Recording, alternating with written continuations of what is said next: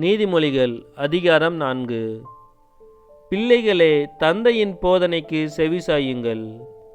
மெய்யுணர்வை அடையும்படி அதில் கவனம் செலுத்துங்கள்.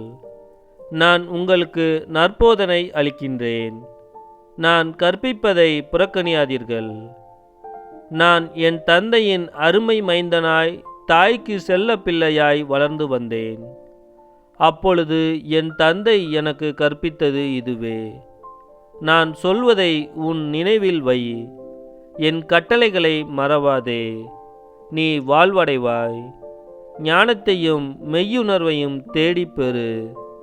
நான் சொல்வதை மறந்துவிடாதே, அதற்கு மாறாக நடவாதே. ஞானத்தை புறக்கணியாதே, அது உன்னை பாதுகாக்கும். அதை அடைவதில் நாட்டங்கொள், அது உன்னை காவல் செய்யும். ஞானத்தை தேடிப் பெறுவதே ஞானமுள்ள செயல். உன் சொத்து எல்லாம் கொடுத்தாயினும் மெய்யுணர்வை தேடிப் பெறு. அதை உயர்வாய்க்கொள், அது உன்னை உயர்த்தும்.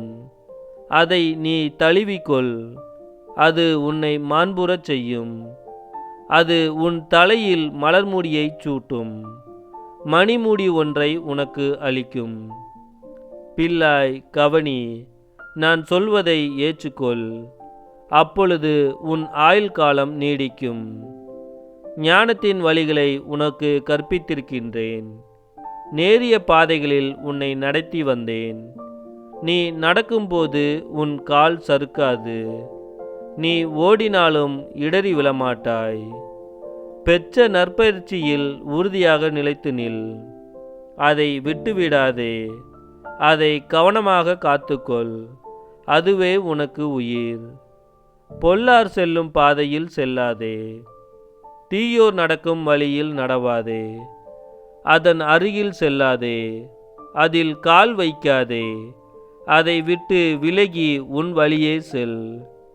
தீமை செய்தாலன்றி அவர்களுக்கு தூக்கம் வராது.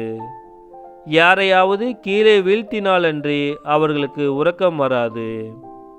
தீவினையே அவர்கள் உண்ணும் உணவு, கொடுஞ்செயலே அவர்கள் பருகும் பானம்.